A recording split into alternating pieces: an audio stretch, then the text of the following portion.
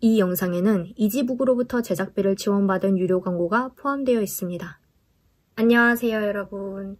오늘은 정말 오랜만에 요즘 읽은 책과 읽고 있는 책과 산책들에 대해 이야기하는 요즘 책 영상을 가지고 왔는데요. 진짜 오랜만이죠. 제가 마지막으로 올렸던 게 여름이었던 것 같은데 원래 이렇게까지 텀을 길게 둘 생각도 아니었고 가을에 영상을 만들어야지 라고 생각을 계속 했었는데 중간에 요즘 읽은 책들을 한꺼번에 리뷰하거나 혹은 책하울을 하거나 이런 식으로 영상을 좀 각각 만들다 보니까 요즘 제 영상을 따로 촬영할 그런 타이밍이 없었던 것 같아요. 근데 오늘은 새로운 책을 잔뜩 가져와서 이렇게 촬영을 하게 됐고 그럼 바로 시작해 보도록 할게요.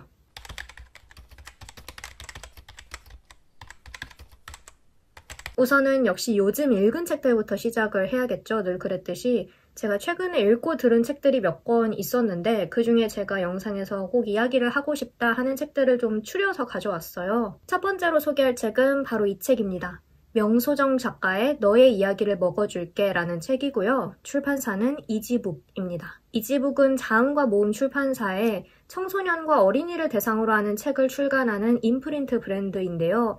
이 책은 이지북 출판사에서 10대 청소년과 20대 영어덜트를 위해 선보이는 야 시리즈 소설 중에 한 권입니다. 우선은 간단한 줄거리부터 소개를 할게요. 소설의 주인공은 세월이라는 이름의 고등학생이에요. 도서부장인 세월은 도서관의 책이 자꾸 분실되는 것 때문에 골머리를 썩고 있었는데요. 그러던 중 하루는 도서관의 한 구석에서 이상한 존재를 세월이 만나게 됩니다. 날카로운 송곳니에 붉은 눈, 하얀 갈기를 가진 괴물. 더 이상한 것은 이 괴물이 책을 갈기갈기 찢어놓고 있었고 세월과 마주치자마자 서서히 인간의 모습으로 변하더니 같은 학년의 임혜성이라는 남학생의 모습이 되었다는 겁니다. 임혜성이라는 인간의 이름과 모습을 입고 지내는 이 괴물은 자신을 사람들의 이야기를 먹고 사는 화괴라고 소개하는데요. 도서관의 책이 자꾸 사라지는 걸 해결해야 했던 세월은 앞으로는 책을 먹지 않는다라는 조건으로 혜성에게 기억을 지우려 하는 사람들을 찾아주겠다라고 약속을 해요. 그 방법은 바로 고민상담부라는 동아리를 개설하는 겁니다. 그러면 자신의 기억을 지우고 싶어하는 이들이 제 발로 찾아올 거다라고 생각을 했던 거죠. 그렇게 세월과 혜성은 도서관의 별실에 고민상담소를 만들게 되고 학생들이 하나둘 각자만의 고민과 이야기를 들고 이곳에 모여들기 시작합니다. 여기까지가 간단한 줄거리였는데요. 이 짧은 줄거리만으로도 이미 독특한 매력을 지닌 소설이라는 걸 알 수 있죠.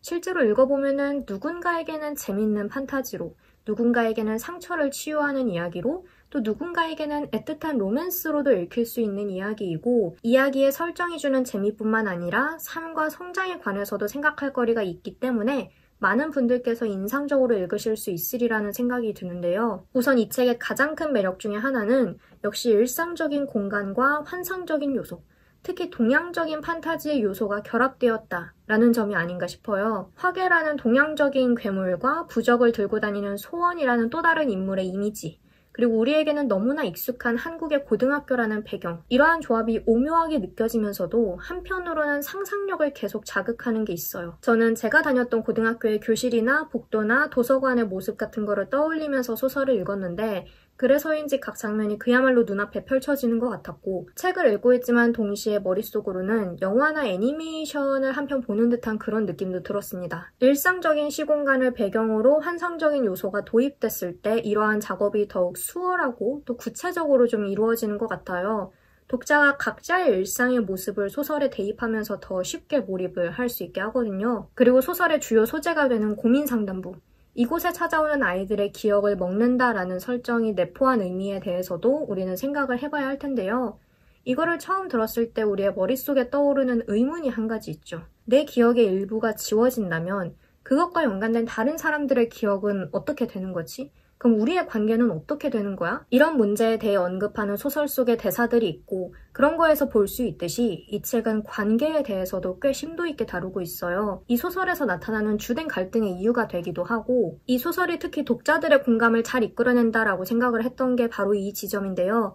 내 기억을 지우면 다른 사람과의 관계가 어떻게 될지 알 수 없다라는 이 딜레마를 바탕으로 지금 이 시대를 살아가는 사람이라면 누구나 한 번쯤은 겪을 고민을 정말 잘 풀어내고 있거든요. 자신의 꿈, 연애 감정, 상처와 치유 등등. 아마 현재 학교에 다니고 계시거나 혹은 학창시절에 이런 고민을 겪었던 경험을 떠올리신다면 이 이야기가 더 피부에 와닿게 느껴지실 것 같아요. 저 역시도 그랬고, 자신의 선택과 그런 선택에 의해서 지금까지 이어져 온 이 삶에 대해서 진지하게 생각해보게 하기 때문에 저는 이 책을 물론 청소년 독자분들께도 추천하지만 모든 세대가 공감할 만한 주제라고 생각이 들거든요. 그래서 성인 독자분들께도 충분히 추천을 하고 싶습니다. 저는 이 책의 기본 설정과 결말도 마음에 들었고, 그리고 책 중간중간에 일러스트도 삽입이 되어 있어서 그거를 보는 재미도 있었어요. 무엇보다도 고등학교를 배경으로 하는 소설, 그리고 환상적인 요소가 들어간 소설, 이 둘을 좋아하는 저로서는 이 두 가지가 결합한 이 책은 읽어볼 수밖에 없었다라고 말씀을 드릴 수 있을 것 같고, 기대했던 대로 너무나 재미있게 읽었던 책이고요. 그래서 이번 기회에 여러분께 꼭 추천을 하고 싶었습니다. 보시면은 표지도 굉장히 매력적이죠? 네, 그래서 이 책을 첫 번째로 보여드렸고, 두 번째로 제가 소개할 책은, 이 책은 읽은 지 한 달 정도 됐는데 영상에서 제가 따로 감상을 이야기한 적이 없더라고요. 그래서 이렇게 가져와 봤는데 바로 이 책입니다. 박상영 작가의 1차원이 되고 싶어 라는 책이고요. 출판사는 문학동네입니다. 박상영 작가님의 첫 장편소설이라고 해서 기대를 정말 많이 했던 책이에요. 간단하게 줄거리를 먼저 설명하도록 할게요. 소설의 주인공인 나는 현재 상담 분야에서 전문가가 된 성인이에요. 어쩌다 방송에서 한 인터뷰가 화제가 되면서 꽤 유명해지게 됐는데, 그러던 중 한 의문의 계정으로부터 DM을 받습니다. 그 메시지는 나가 그토록 묻어두고 싶었던 과거의 어느 기억, 그 어두운 기억을 불러일으키는 메시지였는데요. 이것을 시작으로 2002년, 그러니까 나가 중학생일 당시의 과거가 펼쳐집니다. 그러니까 현재 주인공이 학창시절을 회상하는 방식인 건데, 그때 나는 당시에 외고 준비를 위해서 학원에 다니는 중이었어요.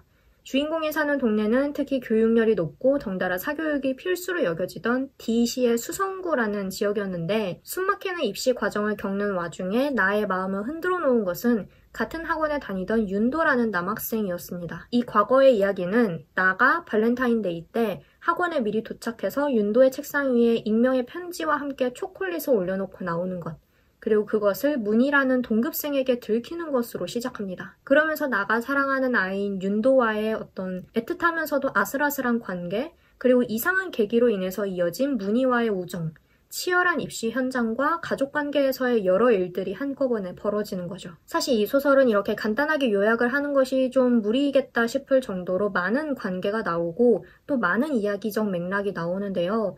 예컨대 윤도와의 관계만큼이나 문희와의 관계 또한 중요하고, 그것만큼이나 또 다른 인물들과의 관계도 중요하고, 학교나 학원에서의 나와 윤도와 단둘이 있을 때의 나, 문희와 있을 때의 나와 집에 있을 때의 나가 다 다르거든요. 퀴어에 대한 이야기이기는 하지만 동시에 치열하고 답답한 입시 환경에 놓여서 한 길만 달려야 했던, 그러니까 그것을 요구받았던 어느 학생의 이야기이기도 하고, 그러니까 요즘 출간되는 장편소설들이 비교적 가벼운 분량으로 나아가는 추세라는 거를 감안하면 이 책은 꽤 볼륨이 큰 편이에요. 그만큼이나 안에 담고 있는 이야기 또한 볼륨이 꽤 큰 편인데 일단은 재미있습니다. 그리고 2000년대의 감성을 기억하시는 분들이라면 반가운 요소를 정말 많이 발견하실 것 같아요.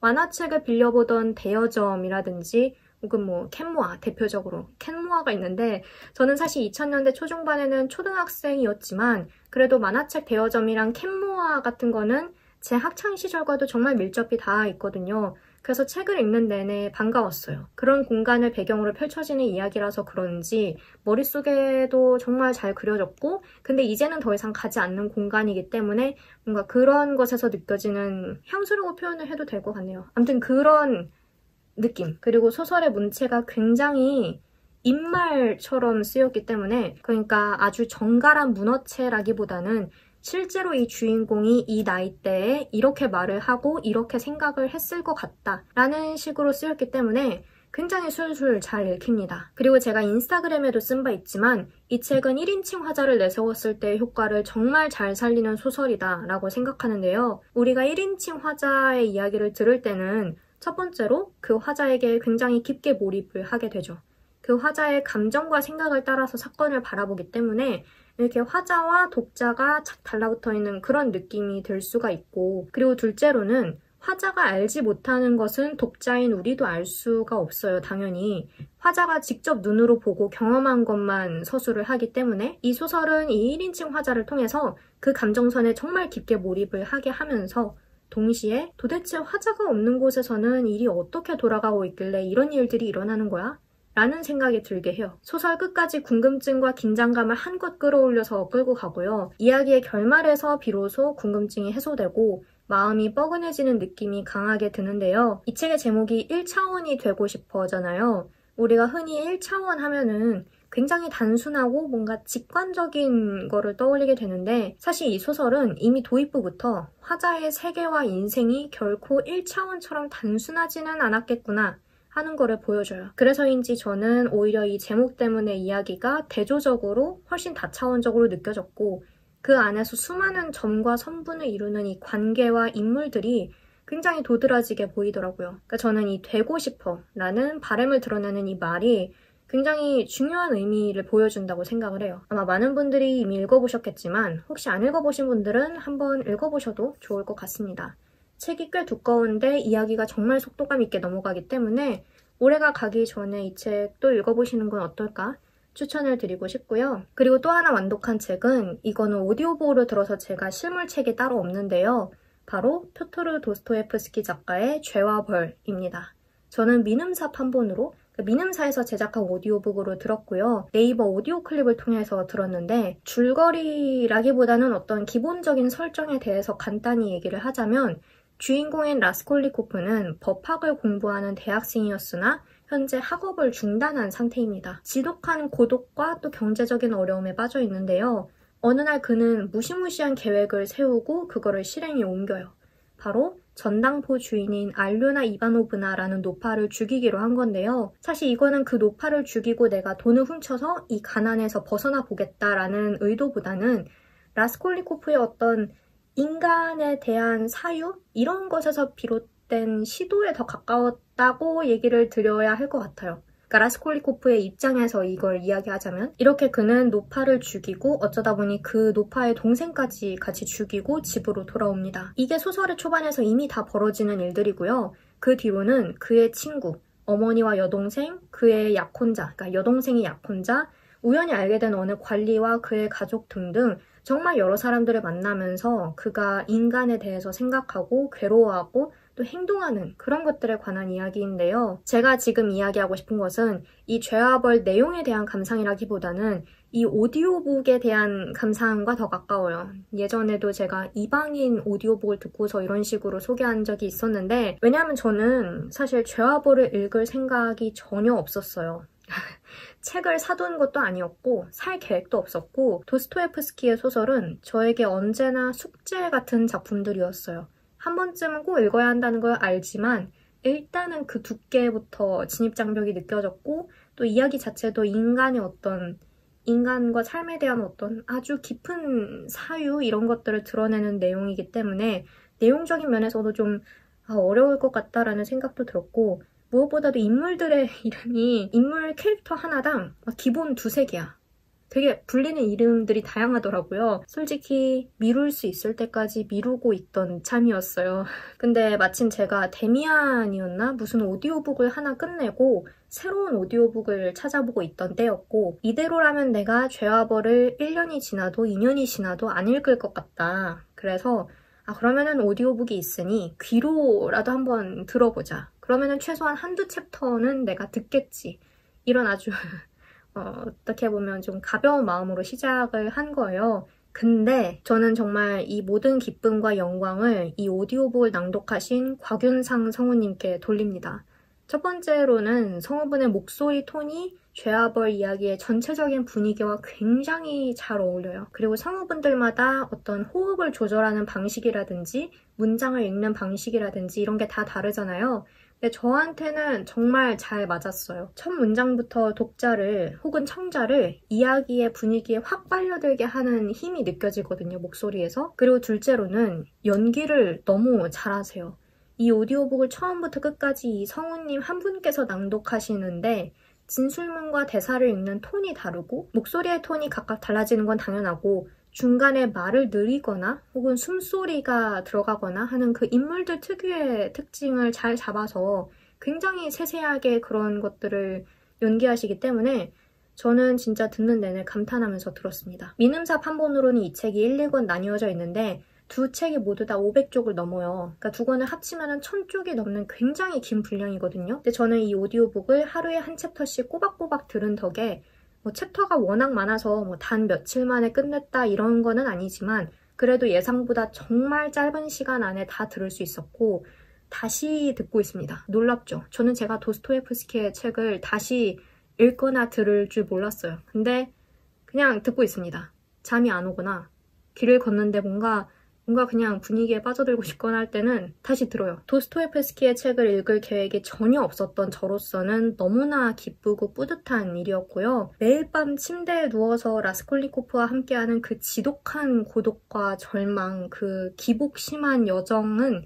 결코 굿나잇 드림과는 거리가 멀었지만 저는 이 오디오북을 정말 추천하고 싶습니다. 저처럼 도스토옙스키 책을 읽기에 부담을 느끼셨던 분들께는 더더욱 추천을 하고 싶고 저는 그거 다 듣고 곽윤상 성우님께서 낭독하신 다른 책도 하나가 있길래 그거를 찾아서 듣고 또 다른 책이 한 권이 민음사 세계문학 전집 시리즈 중에 있길래 까먹었다. 아무튼 어떤 책이 있었는데 그것도 지금 목록에 넣어놨거든요.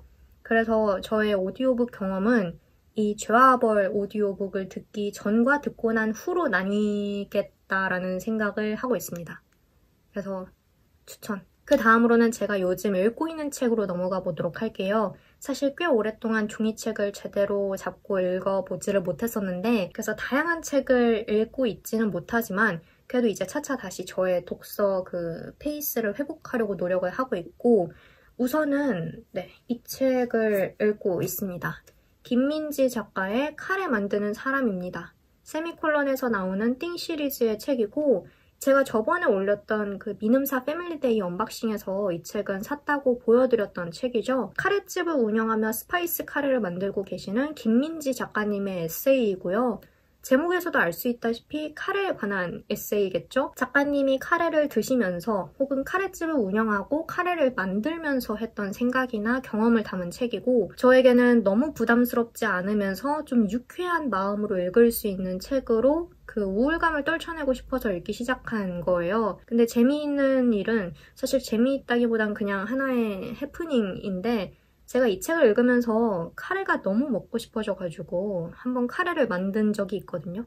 네, 좀 이따가 카레를 이제 본격적으로 먹으려고 다시 데우는데 인덕션 위에 올려놓은 거를 깜빡해서 그 카레가 다 타버린 거예요. 그래서 진짜 카레고 뭐고 먹기 싫다 이러고 절망에 빠져 있었죠. 이 책도 그래서 괜히 나중에 읽을까 그냥 지금 카레 타는 냄새 나는데 막 이랬는데 그래도 이 책의 이 귀여운 비비 얼굴을 보면서 마음을 다잡고 카레를 처음부터 다시 만들었고요. 그래서 맛있게 먹었고 이 책도 즐겁게 읽기 시작했다라는 해피엔딩. 책하고는 그리 상관이 없는 일인데요. 그냥 카레라는 공통된 키워드가 있으니까 한번 얘기를 해봤어요. 그래서 이 책 지금 재미있게 읽고 있고 그 다음으로는 오디오북을 하나 듣고 있는데요. 이 책은 종이책으로도 가지고 있어서 보여드릴게요. 김혜진 작가의 딸에 대하여 라는 책이고 출판사는 민음사입니다. 제가 알기로는 올해 그 민음 북클럽 가입할 때 가입 선물로 골랐던 것 같은데 계속 읽어야지 생각을 하고 있었거든요. 근데 제가 말씀드렸다시피 종이책을 들고 읽지를 못했던 시간이 좀 있어가지고 그래서 이 책이 마침 오디오북이 또 있길래 그럼 귀로 듣기라도 하자. 그거는 누워서 천장 바라보면서 들을 수도 있는 거니까 아무튼 그렇게 해서 알라딘에서 대여를 해서 듣게 되었습니다. 이야기의 전체적인 설정만 간단하게 말씀을 드리자면 주인공은 노년에 접어드는 한 여성이에요. 요양보호사 일을 하고 있고 근데 주인공의 딸이 어느 날 내가 엄마의 집에 들어가서 좀 살면 안 되겠냐 이제 경제적인 어떤 어려움이 있어가지고 그렇게 말을 하는데요. 혼자 들어오는 게 아니라 자신의 동성애인을 함께 데리고 와요.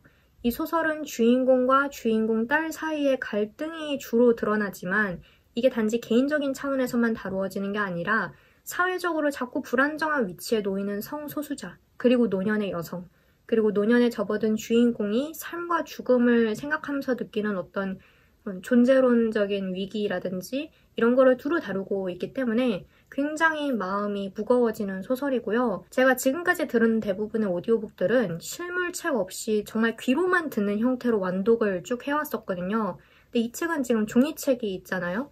그래서 제가 자기 전에 누워서 오디오북을 이제 귀로만 듣기도 하고 가끔은 오디오북을 들으면서 눈으로 이 책을 같이 이렇게 읽는 방식으로도 듣고 있는데 제 개인적인 감상이지만 오디오북으로만 듣거나 혹은 종이책으로만 읽거나 그러니까 한 가지 방식을 택했을 때 몰입도가 좀 더 있지 않나 하는 생각이 들어요. 오디오북을 들으면서 종이책을 읽으니까 귀에서 들리는 소리를 바탕으로 눈으로는 활자를 이렇게 뒤쫓아 읽는 느낌인데 말 그대로 뒤쫓아 읽는 느낌이 너무 강하게 드는 거예요. 두 가지 감각을 동원하니까 감상이 더 극대화되어야 할 것 같은데 정작 그렇게 하니까 뭔가 약간 활자가 겉도는 듯한 느낌? 저한테는? 아무튼 이런저런 방식으로 오디오북을 좀 들어보고 있는데요. 뭐 다른 책은 또 다를 수 있겠죠? 아니면 제 지금 상황이 뭔가 그래서 그렇게 느껴지는 걸 수도 있고 이런 감상을 제가 언제 한번 정리를 해서 영상으로 따로 만들어 보고 싶은데 그거는 제가 오디오북을 좀 더 많이 들어보고 그런 다음에 생각을 해보도록 하겠습니다. 아무튼 그래서 이 책 굉장히 좋아요. 이 책 자체는 추천을 하고 저도 잘 읽고 있습니다. 마지막으로는 이제 제가 요즘 산 책들을 보여드려야 할 차례인데요. 가을 책하울 영상을 제가 얼마 전에 올렸고 그리고 미눔사 패밀리데이 언박싱도 역시 얼마 전에 올렸지만 보여드릴 책들이 또 있습니다. 산 책들이 또 있다는 거죠. 잠깐 해명을 하자면 이 책들은 거의 다 그 미눔사 패밀리데이 언박싱을 올리기 전에 이미 샀던 책들이에요. 근데 따로 이렇게 하울을 하거나 샀다고 말씀을 드리지 못했던 책들인데 내가 이걸 왜 해명하고 있는 거지? 일단 첫 번째로 보여드릴 책은 바로 이 책입니다. 이유리 작가의 브로콜리 펀치라는 책이고요. 출판사는 문학과 지성사입니다. 2020년, 바로 작년에 등단하신 작가님이고 저는 지금까지 작품을 한 번도 읽어본 적이 없는 것으로 알고 있는데요.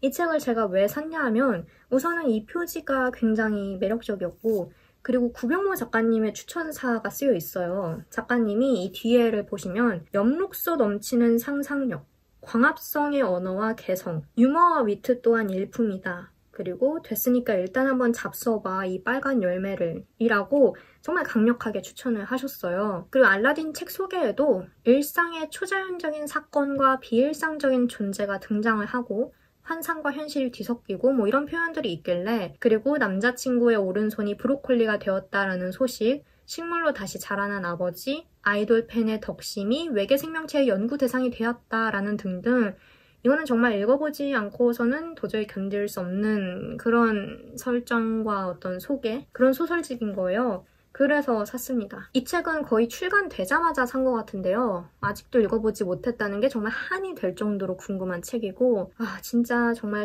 기대를 많이 하고 있습니다. 이 표지에서 느껴지는 어떤 식물의 이미지가 굉장히 그리고 남자친구의 오른손이 브로콜리가 되었대. 그런 상상력은 도대체 어떻게 나오는 걸까? 너무나 기대가 되는 그런 책입니다. 그래서 이 책을 샀고 그리고 또 산 책은 이 출판사와 추천사를 이어받아서 바로 이 책입니다. 구병모 작가의 상하의 문으로, 출판사는 역시 문학과 지성사이고요. 이 책은 제가 왜 샀는지 굳이 덧붙이지는 않을게요. 근데 좀 인상적이었던 것은 알라딘 책 소개에 보면 이런 문장들이 있어요. 한 문장 한 문장을 읽으려는 의지를 담보한 채 매 순간 등장하는 새로운 문장들을 맞이할 때에만 앞으로 나아갈 수 있다. 그리고 하나의 문장을 읽을 때 살짝 켜졌다 다시 사그라드는 눈앞의 사태에 집중하는 것이 독서의 즐거움을 배가할 것이다. 저로서는 굉장히 낯설고 또 인상적인 소개였어요. 그간 작가님이 워낙 다양한 소재와 설정, 분위기로 작품을 발표해 오셨기 때문에 이야기의 스펙트럼이 굉장히 넓다는 거는 알고 있었지만 이런 식의 소개는 제가 자주 보지는 못했던 것 같거든요. 그리고 제가 이 책을 아직 한 장밖에 못 읽어봤는데 굉장히 낯설어요. 그러니까 낯설다는 말을 좀 반복적으로 쓰게 되는 것 같은데 문단도 굉장히 길고 밀도가 높거든요. 그러니까 작가님의 어떤 문장이 굉장히 길다라는 거는 알고 있지만 그 어떤 문장이 진행되는 방식 자체가 아리송한 느낌? 그래서 제가 좀 더 컨디션이 좋을 때 이 책에 좀 몰입을 해서 읽으려고 아직은 좀 아껴두고 있는 거기는 하지만 너무나 궁금한 그런 책입니다. 이 책은 제가 지난 What's in my backpack에서 가방에 넣고 학교에 가지고 가려고 했던 책으로 잠깐 보여드렸던 책인데 이 책은 제가 시끄러운 카페에서는 잘 못 읽을 것 같아요. 굉장히 조용한 제 방에서 밤이 깊은 그런 시각에 좀 읽어보고 싶은 그런 분위기의 책이고 이렇게 따로 샀다고 언급하지 않고는 너무나 아까운 그런 책이기 때문에 이렇게 다시 한번 영상에서 보여드리고요. 아마 이 책 사신 분들 많으시겠죠? 어떻게 읽으셨는지 좀 궁금해요. 다 읽으셨다면 감상을 간단하게 남겨주시면 너무나 좋을 것 같습니다. 그 다음으로 산 책은 바로 이 책입니다. 굉장히 심플한 책 표지가 인상적이죠? 목정원 작가의 모국어는 차라리 침묵이라는 책이고요. 출판사는 아침달입니다. 이 책은 처음에 제목이 굉장히 인상적이어서 장바구니에 넣어놨던 책인데 좀 차분하고 또 묵직한 느낌의 에세이가 읽고 싶어지더라고요. 그래서 구매를 하게 됐습니다.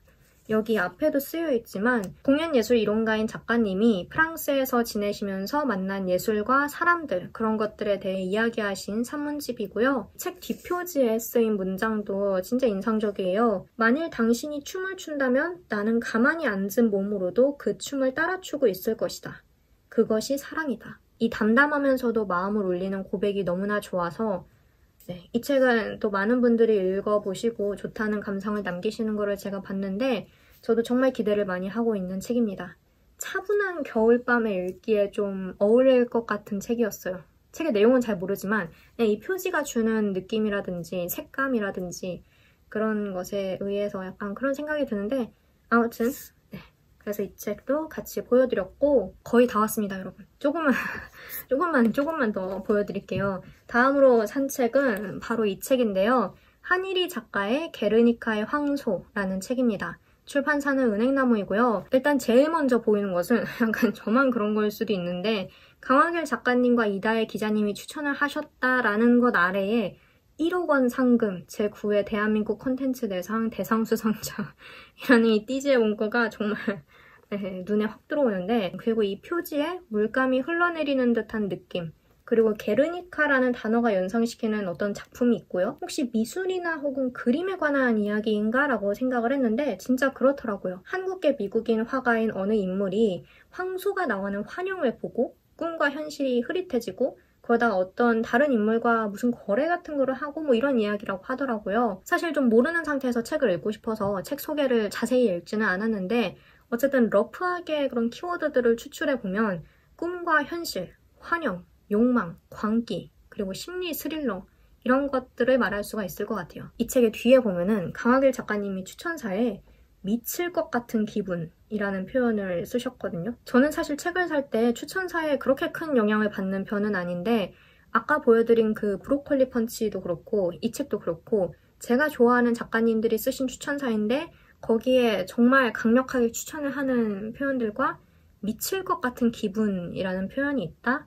이거는 사야죠. 그리고 약간 TMI이긴 하지만 이 책은 제가 마지막으로 오프라인 강의를 들으러 학교에 갔던 날 이번 학기 마지막 등교가 될 줄 모르고 털레털레 갔던 그날 광화문 교보에서 샀던 책입니다. 갑자기 눈물이 차오르는데 아마도 올해 광화문 교보에서 산 마지막 책이 되지 않을까 하는 그런 예감이 드는데요. 아무튼 네, 그래서 이 책이 마지막 책이었다는 게 얼마나 다행이에요. 이렇게 재밌어 보이는 책이. 네, 아무튼 그래서 네. 드디어 마지막 책입니다. 마지막으로 산 책은 이 책인데요. 리베카 긱스 작가의 고래가 가는 곳. 출판사는 바다출판사이고요. 출판사 이름이 바다출판사여서 고래에 관한 책을 낸 건가? 이 책은 제목에서도 알 수 있다시피 고래에 관한 책입니다. 책 뒤에 보면은 최신 과학 연구가 밝혀낸 새로운 고래 이야기를 수집하고 인간과 고래가 함께해온 역사와 문화를 쫓는다 라고 쓰여 있는데 해저의 오아시스부터 고대인의 암각화까지 고래에 관한 다양한 이야기가 담겨 있을 것 같고요. 왜 외국 책들의 경우에는 외국의 어떤 언론사나 신문사 뭐 어디에서 경이롭다 이렇게 추천하는 것들이 있잖아요. 저는 그런 거 별로 안 보거든요. 경이롭다, 아름답다 이런 거. 근데 이 책은 보시면은 긱스의 문장은 우리를 감각의 바다에 빠뜨린다. 월스트리트 저널. 바다의 바닥에서 태양계의 먼 곳까지 영겁의 광대한 공간에 걸쳐있는 에세이. 이코노미스트. 그리고 알라딘에 올라온 카드 뉴스에도 이런 표현들이 굉장히 많았는데 제가 이런 추천 문구에서 추측한 거는 뭐냐 하면 이 책이 단지 고래에 관한 어떤 흥미로운 사실을 알려줄 뿐만 아니라 그거를 굉장히 유려한 문장으로 풀어내고 있지 않을까 하는 거였어요. 제가 원래 어렸을 때부터 고래를 굉장히 좋아했거든요. 그러니까 바닷속 이미지를 제가 이전에도 계속 말씀드렸던 것처럼 좋아하는 데다가 해양생물 중에 특히 고래랑 상어를 굉장히 좋아해요. 근데 이 책은 고래에 관한 책인데다가 문장이 시적이고 아름답고 감각의 바다에 빠뜨린다? 그러면은 읽어야죠. 네, 그래서 샀습니다. 이 책은 제가 브이로그를 찍을 때 아주 잠깐 서점에서 이 책을 찾는 것이 한 몇 초 정도 클립이 나왔었는데 이렇게 영상에서 꼭 소개를 하고 싶었습니다. 개인적으로는 새해가 밝고 나서 제가 예전에도 한번 언급한 적이 있었는데 BBC Earth인가? 그 채널에 바닷속 ASMR 영상이 있거든요. 그거를 틀어놓고 이 책을 읽고 싶어요. 그리고 바다나 고래나 상어나 해양에 관한 책을 읽는 리딩 모먼트를 찍어봐도 재미있겠다라는 생각을 잠깐 했었는데 아무튼 그렇게 하기까지는 조금 시간이 걸릴 것 같지만 어쨌든 이 책 샀다는 거 보여드립니다. 표지부터 너무 멋있지 않습니까? 아무튼 그렇게 해서 보여드리고요. 네, 이렇게 해서 책을 다 보여드렸는데요. 여기 죄와벌 책도 있어야 되고 그렇게 많은 건 아니지만 그래도 하나의 영상에서 보여드리는 것 치고는 꽤 많은 책들을 소개해드렸는데 이제야 좀 속이 시원하네요. 그동안 진짜 요즘 책 영상 너무 찍고 싶었어. 아무튼 그래서 아주 뿌듯합니다.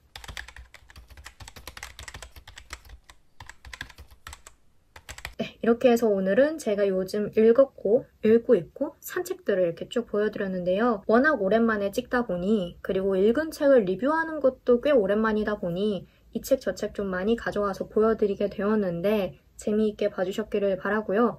이 영상도 이제 올해의 마지막 요즘 책 영상이 되겠네요. 굳이 올해의 마지막 무슨 영상이라고 굳이 말할 필요는 없는데 그냥 오늘 영상에 이렇게 연말 분위기를 한 스푼 더해보고 싶어서 굳이 올해의 마지막 요즘 책 영상이다라고 이렇게 덧붙여 봤고요. 아무튼 그럼 저는 여기서 이만 영상을 마치도록 하겠습니다. 오늘도 영상 봐주셔서 정말 감사하고 저는 다음 영상에서 다시 만나요. 빠이. 이 영상에는 이지북으로부터 제작비를 지원받은 유료 광고가 포함되어 있습니다.